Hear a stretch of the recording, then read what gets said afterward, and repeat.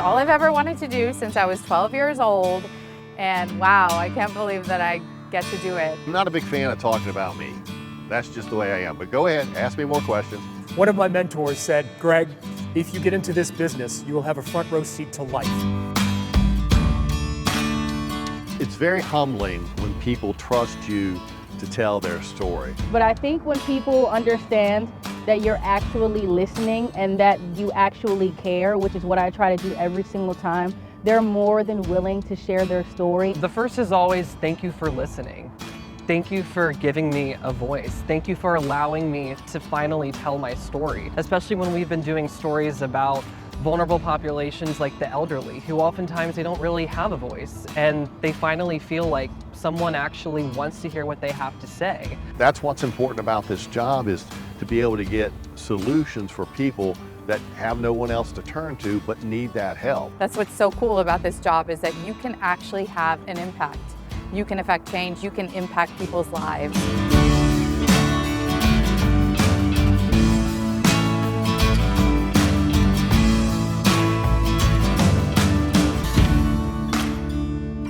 I'm tickled every single week when I have the opportunity to meet these incredible people, be it walking my dog or at the gym or at restaurants or here at the Virginia War Memorial. That's what gets me out of bed, to be able to be out there and tell people stories that wouldn't get told if it wasn't for me and CBS 6.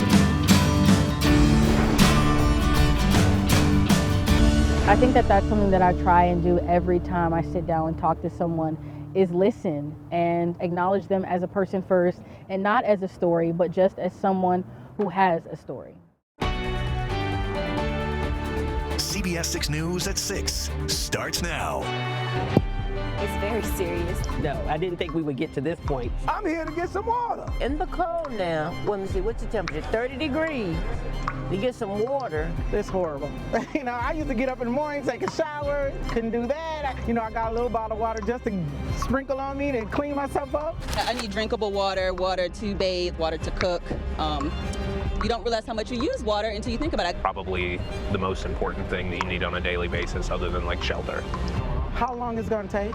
When can we get it water? Grateful, thank Richmond City for these, but like I said, we don't know how long it's going to be out. So it's affecting everybody. I mean, everybody needs water, it's essential. It's the kind of crisis the city of Richmond hasn't seen in several years. Thousands of people still living with little or no water 24 hours after a breakdown at Richmond's pumping station during the winter storm. Thanks for joining us here at 6. I'm Bill Fitzgerald. And I'm Janine Samuels. We have team coverage, including how those outside of the city are being impacted and the latest on an investigation by the state. And we start with our Cameron Thompson with everything we're learning from the city. Cam?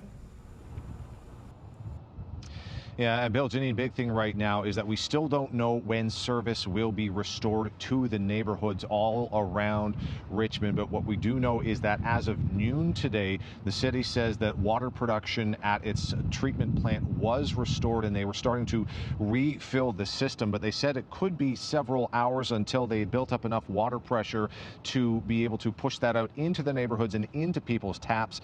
Here we are at 6 o'clock and we have not gotten word that that has happened, and definitely not based off of the emails from people we've been getting into the newsroom saying they still do not have service of water, or at least still just a trickle.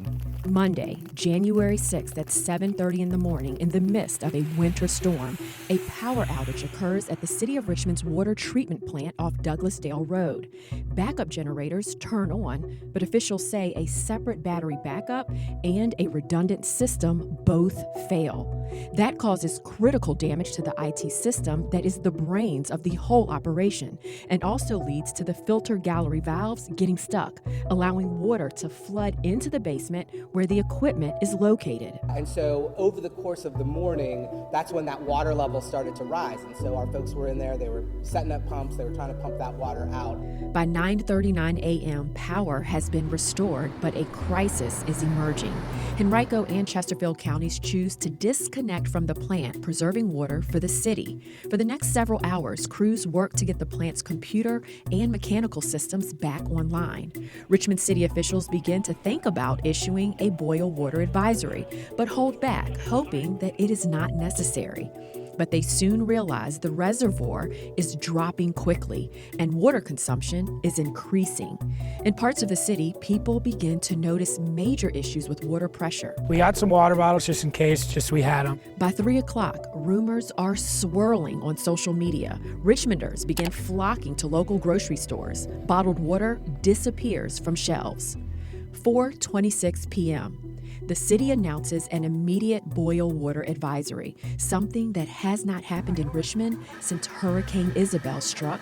Did DPU do everything it possibly could to prevent this crisis ahead of the storm? For example, did they test the backup systems before the storm? Did they ensure the reservoir was at 100% capacity? Was the plant being powered at 100% power capacity by both power sources? And essentially, was there a proper preparedness plan in place for this storm? You know, I'm day 6 on the job. I'm not sure that I can answer that in any detail. I do know that our operation, you know, on an annual basis is going through preparedness exercises. So that will also be a part of our after action report, looking at when was the last time that we, you know, tested on a potential outage? What is our regular rhythm for testing battery backup? When, as CBS 6 was the first to uncover, the plant experienced a short power outage that lasted a few seconds. Interim DPU Director Dr. Scott Morris said the consultants from HNTB who conducted an after-action review of the incident are investigating if that quick outage led to a critical failure at the plant that caused flooding within minutes of a complete loss of power at the plant at 5:45 a.m. So do you think, or would you recommend that staff have activated generators immediately upon the loss of power? I believe they took the proper procedures in trying to restore power. If they had only just after 5:45 switched on the generators, they would have established secondary power until they could get that second feed up. Yeah.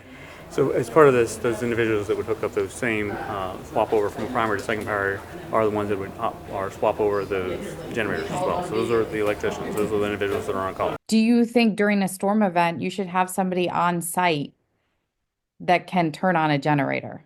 Yeah, absolutely.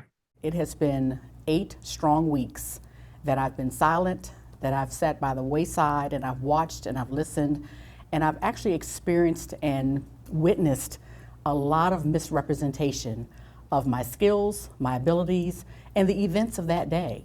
And so no longer can I sit beside and just wait for others to continue to write this narrative without me being a part of it. We also discussed the city's after-action reports, which were done by external engineering consultants with HNTB. They found DPU was unprepared and lacked training, standard operating procedures, and emergency planning. It sounds like we were not prepared going into the winter storm, and we should have been. And so again, if I'm on vacation and someone is preparing the plant for a winter storm, that is not my job. My job is to ensure that you're doing your job. I'm coming back off a vacation. I should have been briefed on all of that, and I was not. But as director, wouldn't you have an oversight capacity to check in with your deputy directors and your plant superintendent and say, show me your plan, let me make sure that this is sufficient? And that's a very valid question. And I will say that coming off a vacation, from December the 20th until January the 3rd, I did not check in with anyone to say, let me see your plan. Do you think you should have checked in? Well, in hindsight, maybe that's something that I would probably say could have happened. I won't run from that. But at the same token, I am not going to shy away from the individuals that are responsible for doing their job. CBS 6 News at 5 starts with a breaking news alert. At this point, we don't believe there is. And we have recovered 27 people from the plane and 1 from the helicopter. It is one of the most shocking tragedies to impact our state, our region, and our nation in years. A deadly collision between an Army helicopter and a commercial passenger plane on approach to Reagan National Airport in Arlington, Virginia. As the investigation develops, we're learning new details about last night's crash that claimed dozens of lives. I'm Cheryl Miller. And I'm Julie Bragg. It's believed all perished. Recovery efforts continue in the Potomac River, where it is believed that 67 people are dead due to that midair crash. CBS 6 has multiple crews in Northern Virginia to cover this disaster. Anchor Janine Samuels joins us live from Reagan National Airport in Arlington to lead our team coverage. Janine? That's right, Cheryl and Julie. We are actually on the Virginia side of the river this evening, though technically the crash site is considered the jurisdiction of Washington, D.C. Now, emotions continue to run high here, obviously, as crews spent the day searching the river for the bodies of the passengers and crew members from American Eagle Flight 5342 and the 3 soldiers that were in the Black Hawk helicopter. Why? Why did you not do something sooner? Child Protective Services and Henrico Police investigated the 2023 cases, and CPS determined the infants had been abused, but found there was not sufficient evidence to say Strautman was responsible. The hospital brought Strautman back to work in September of 2024. Several weeks later, 3 more babies suffered mysterious broken bones in the NICU. Investigators say Strautman was caught on camera abusing one of those infants in November. Martin says more charges are coming. So when it comes to hospital accountability for protecting the health and safety of patients, we do, again, have limited actions that we can take for hospitals. Addressing Virginia's Joint Commission on Healthcare about hospital accountability, the state's top health official highlighted the Virginia Department of Health's limited powers to hold hospitals accountable for failures. Health and Human Resources Secretary Janet Kelly and State Health Commissioner Dr. Karen Shelton sat down with CBS 6 for exclusive interviews to discuss Governor Glenn Youngkin's newest executive order. It aims to strengthen the oversight of nursing facilities across the Commonwealth. I think we all realized as people were coming forward, and thank you for your reporting on this to kind of help shine a light, but as others came forward and the complaints mounted,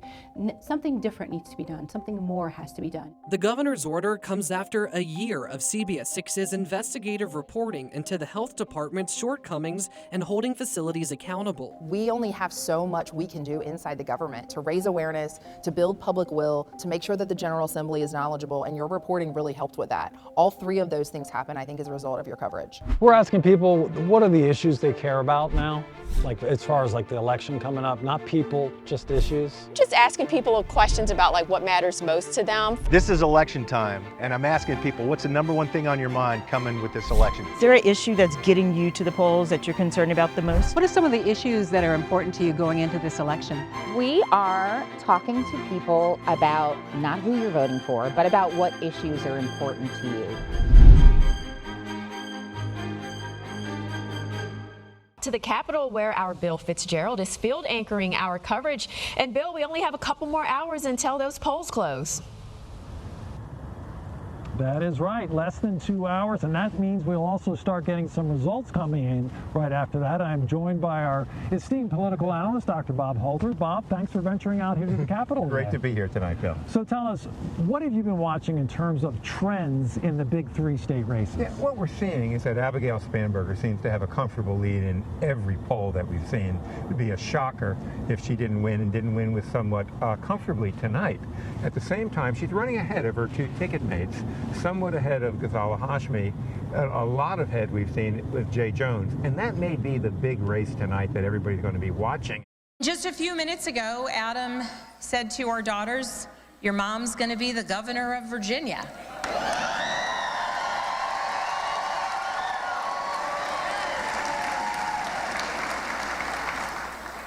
And I can guarantee those words have never been spoken in Virginia ever before.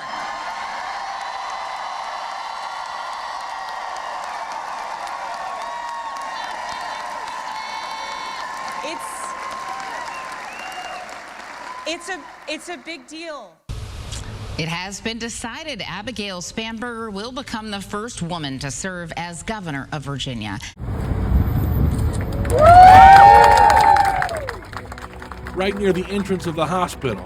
That meant everything to her. It was incredible. And when you looked around and were like, wow, who can bring this many people into one space just to honor someone for a few minutes? Since it went up last year, Lindsay's mother, Mindy Applewhite, has made a couple of trips downtown to see her daughter sign, but she says each visit is accompanied by mixed emotions. Good memories because she's forever looking over her people at MCV that she loved.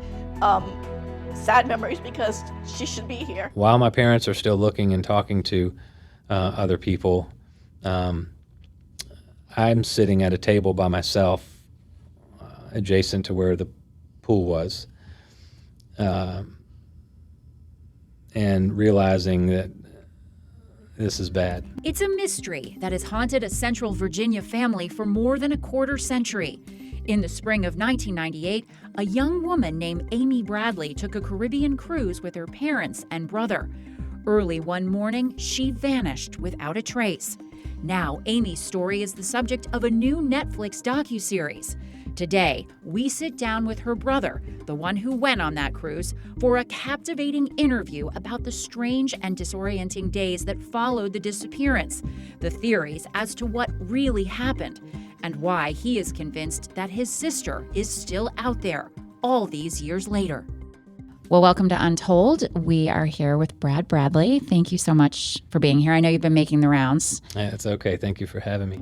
I said, I'm going to bed. She said, I think I'm going to stay out here with all the fresh air and the wind, and I don't want to go inside a little cabin and, be closed in. So I said, all right, I'm going to go inside.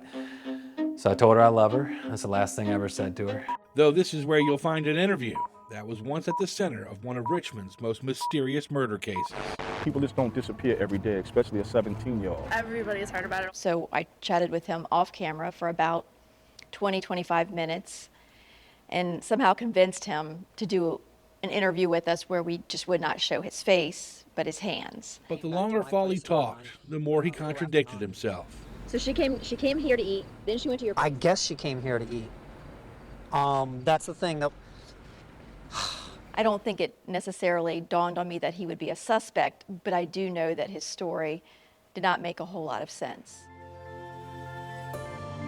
I'm here at Feed More for the Puritan Cleaners 100,000 Meals campaign.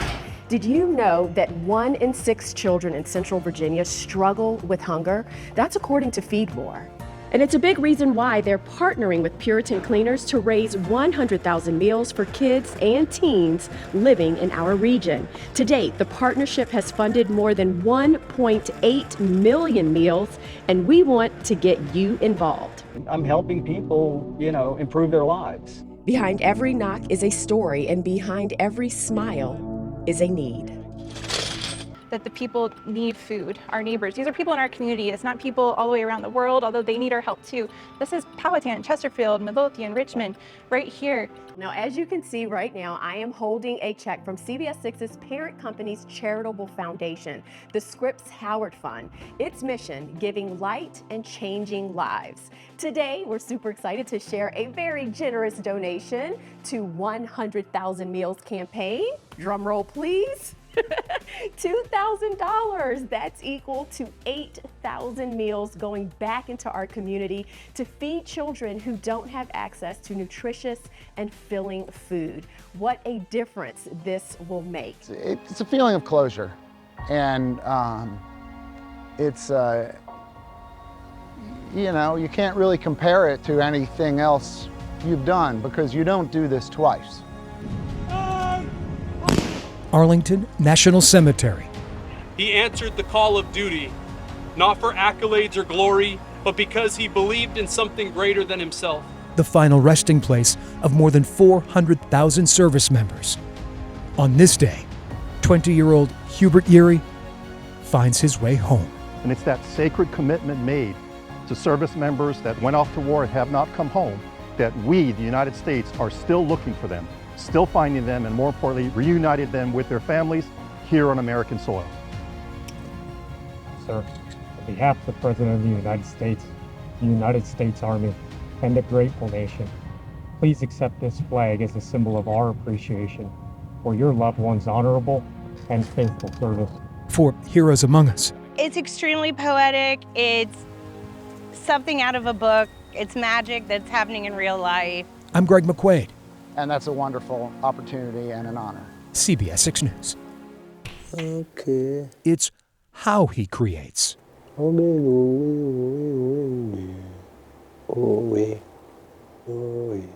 Come is for me. Pinching a pen between shoulder and cheek. Bukuru is defying the odds. I like this. The 33-year-old was born without arms or legs. But you would never know it admiring the self-taught artist's body of work.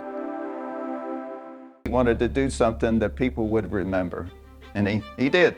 The cold-blooded killing sparks a massive manhunt.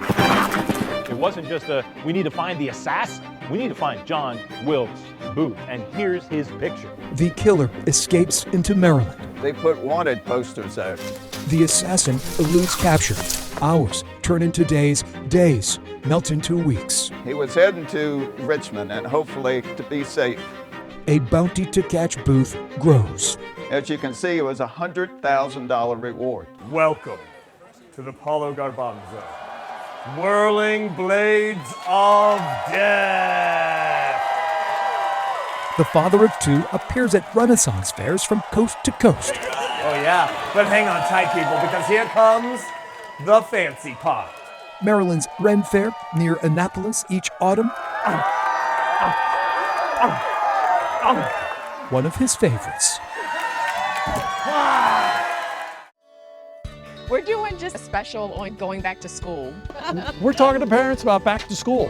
So what are you thinking about this school year? What's on your mind? Tell me, is the family excited? You have a lot to do. I was just wondering if you'd be willing to talk to us about back to school? Like, what is on your list? What are the big things that are on your list? Can you name them off? Dig. Up, yeah, rub that dirt off. Beautiful. At Thomas Jefferson Elementary School, kids are literally digging their assignments. What? The school calls them students, Eyes on me. but ask nature teacher Rachel Bollinger, and she might tell you they're tater tots. There you go. In the school's choir room, thousands of cheering fans looking on. The choir had their moment in the spotlight for what feels like the very first time.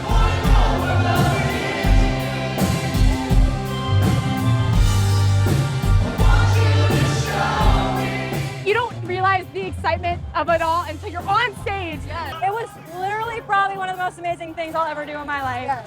But talking with those students before and after the show, These are my queens. I love them so much. it's clear that it's an answer they've already found, thanks in part to that room, their teacher, and each other. Especially for this song, like, I want to know what love is. Like, this is love to me. And more breaking news, a preschool teacher in Chester has been arrested on child pornography charges. Every year, Chesterfield County middle school teacher is behind bars tonight after police say he took photos of a child in a movie theater bathroom. These headlines make it around the country and into area classrooms. 10% of students is a huge number. Experts say annually millions of students report what is known as educator sexual misconduct. As the girls were coming to them and telling them what he was doing. Like a Surrey County mom said her daughter did for 3 years, beginning in the 2nd grade. The allegations involved her then elementary school physical education teacher, Joshua Lashbrook. He was bouncing my daughter on his knees or legs and several girls. Lashbrook was never charged in that county where he worked for 6 years. Each one of these booking photos represents a local educator. At that point, who can you trust? Now charged with felony child sex crimes. Many schools feel they're safe if they're doing a criminal background check. You're not. Retired VCU School of Education professor Dr. Cheryl Shakeshaft dedicated her career researching this. But the majority of the abuse happens from people who would never be identified as a pedophile. And so the sewage sits, Yeah, it's still sewage underneath the water there. rotting more than just the land and the water here. It has affected our health, mentally, physically. It has affected, at times, our marriage because it's all we talk about. The couple says they just want the mess cleaned up properly. I want the Army Corps of Engineers engaged to oversee the cleaning of the land, to make sure proper permits are pulled for the wetlands and the swamp. The McGills and Lomax all say they want Barry to face criminal charges as well.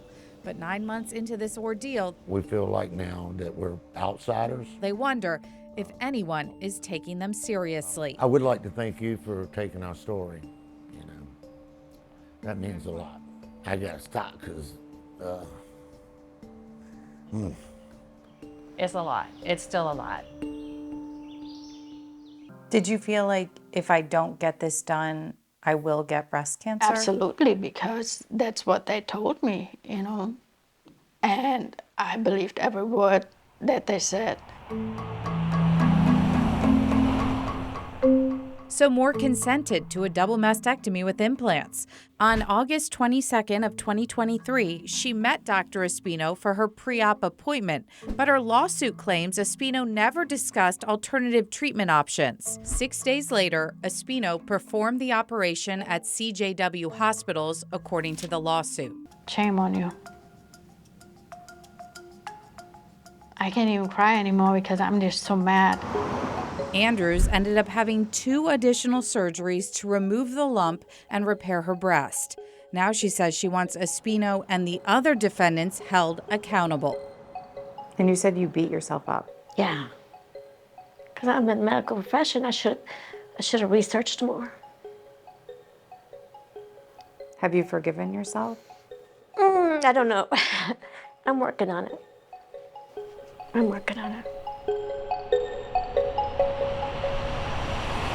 Recently, I was blessed with the opportunity to meet a couple, Renee and George. They met while they were doing music 40 plus years ago. I like your singing. That man, I have not found an instrument he cannot play. Played many years ago and many adventures. The sad part about the story that we were doing was that George was diagnosed with a terminal cancer. We'll be fortunate to have him till Thanksgiving. But their spirits were both amazing. Renee was throwing a party for George to celebrate his birthday, and she wanted to cover the entire backyard with Christmas lights because George was originally supposed to be able to take his grandchildren out to see the lights. He would be too sick to go, and I said, since he wanted to show y'all the lights, let's bring the lights to him. Now we know that I love a story in which we can try and get someone something that they need. So we shared Renee's story. Anywhere we can put lights, they're gonna be. I was hoping and praying that the community poured out, and they did that exactly. And to have all these people coming together shows me their love for me. It's beautiful. Happy birthday, dear George. Happy birthday to you. You have your ups and downs, but you hold on to the ups and put the downs away.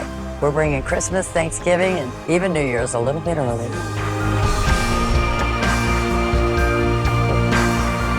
It's a wonderful life. These are tears of joy, not sadness. I'd rather them be tears of joy. But anyway, that's kind of my story, and I'm sticking to it.